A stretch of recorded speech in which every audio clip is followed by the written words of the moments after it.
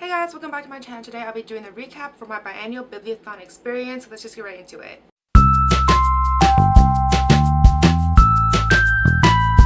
So Biannual Bibliothon this time around for the summer one ran from July 14th to July 20th. 7 days is a week-long readathon, and there were 7 book reading challenges. So just a quick summary of what the reading challenges were again. One was read the group book, which is The Wicked Deep. Number 2 was choose from someone else's TBR.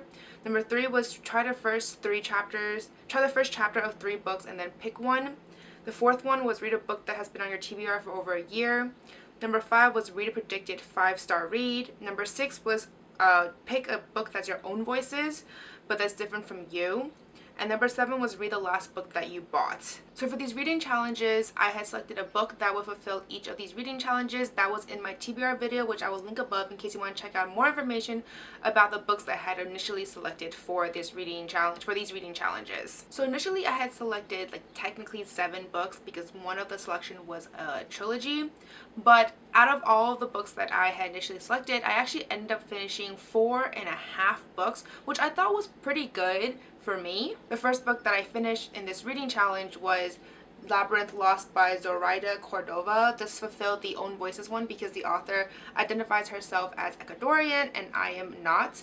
But basically, I am not super impressed with this book. I read this also for my book club as well, and I did my vlog for that day in case you want to check out that reading challenge or the video challenge I did for the reading vlog. So I will link that above in case you want to check that out. But basically I had read this one for my book club as well, and honestly I was not super impressed with it. I thought it was just okay, I guess.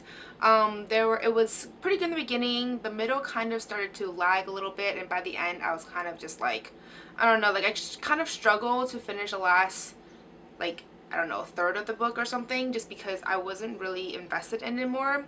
But I want to finish it so I can continue with the other books on my TBR. Then the next book that I finished for this readathon was The Wicked Deep by Shay Earnshaw. This fulfilled the challenge, which was 2 challenges actually. This one was for the group book, so I finished this one, as well as read the book that you last purchased. And I had purchased this book for this readathon, and honestly I was also not super impressed with this book. This book was just okay in my opinion. The premise sounded really interesting. I like the mashup between witches and sirens. I thought that was a very interesting premise, but the execution for me, not the best, I think, but I was overall okay with this book as well. The next book that I finished was Anne of Green Gables by L.M. Montgomery. This was for the pick 3 books, or read the first chapter of 3 books and then pick one, and I initially picked this one because this also fulfilled another challenge of mine separate from this readathon. But I love this book. I am now going to go pick up the entire series and read them. I think I'm going to read them at a slower pace too, because I want to read some other books in between, but I don't usually reread books, but this book was so good. I don't think I read this series since middle school or something, which is when I first read this entire series. But I love this book. This was so good. And now that I'm also watching season 2 of Anne with E, I'm like, yes, it's kind of like flashbacks of everything and connecting everything that happened. So I guess this book is really just the first 2 seasons of Anne with an E. At least it seems to follow relatively closely with the book. There are some major discrepancies, of course, but I think as of right now, the key parts seems to follow kind of with the original book, so I'm pretty happy with that. But anyways, I love this book. This book was amazing. This is such a classic favorite of mine. So the 4th book that I finished in its entirety during this readathon was Eleanor Oliphant is Completely Fine by Gail Honeyman. I absolutely love this book. This book was amazing. This should have been the expected 5-star reads as well, to be honest, because this one initially I picked for read a book that was on someone else's TBR, and that was back in for the winter biannual bibliothon, and I had this book already, so I figured why not check it out. But I guess this book can also fulfill the expected 5-star read, because the book that I initially picked out for that one. Anyway, I'll move on to that one later. But anyways, this book was amazing. This book was so good. I love the interaction with Eleanor and Sammy and Raymond and all the other characters. It was just so good. I feel like this book just made me laugh at really unexpected places, and it's so easy to get sucked in with the characters and like her reasoning behind things. And sometimes when she said things, I was like, I never really thought of it that way, but now that you mentioned it, it makes a lot of sense where she's coming from sometimes, and I understand why she would be confused at times, because a lot of the times that she would be confused would be when she doesn't understand like social cues or pop culture references, and then she would say, or she would respond as if they were saying something very literally.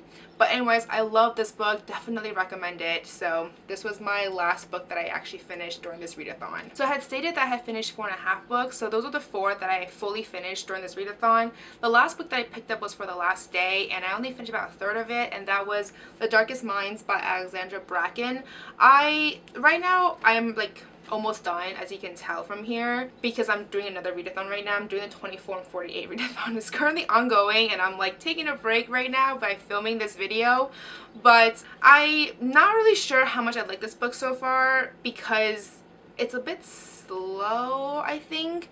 I mean, it's not like it's really slow in terms of what's going on. I just feel like it seems like there's a lot of stuff going on, but it doesn't seem like they're all vital things that's going on, if that makes any sense. So it just seems like lots of small actions are going on, but nothing big or nothing major is happening right now where I'm like, okay, like I'm getting sucked into it. So reading this book right now, I mean, it took me, right now I'm like 3 hours into the readathon, and I'm like here. So you can imagine how slow this book is going for me.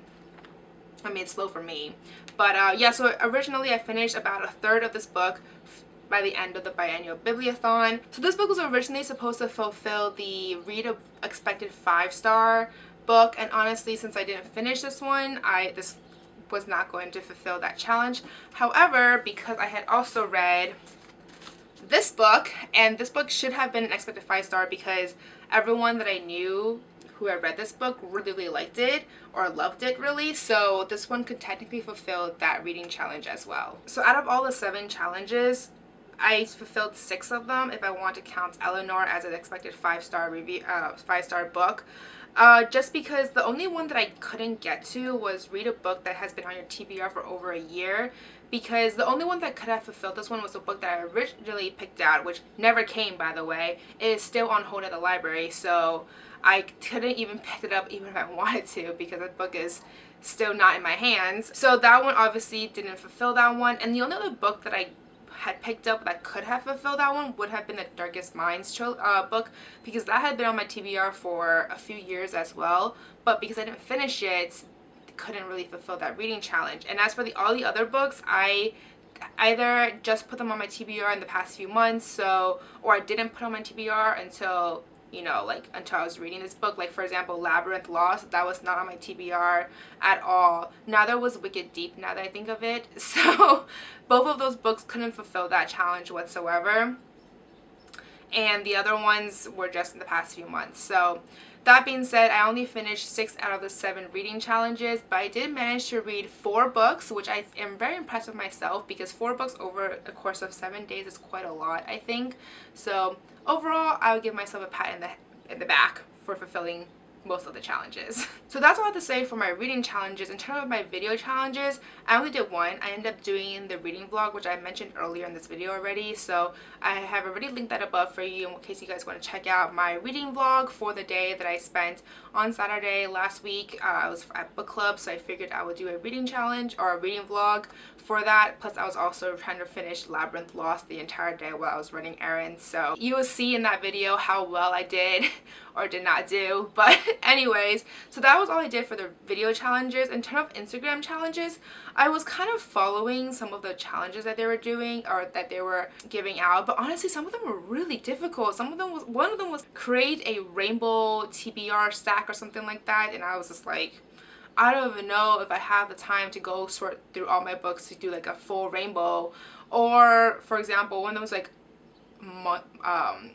a collage or something. I don't know. I was looking at it, I was like, they all seem really difficult. Like I feel like I need a lot of time spent to even come up with ideas to fulfill these challenges, so I didn't even bother with them.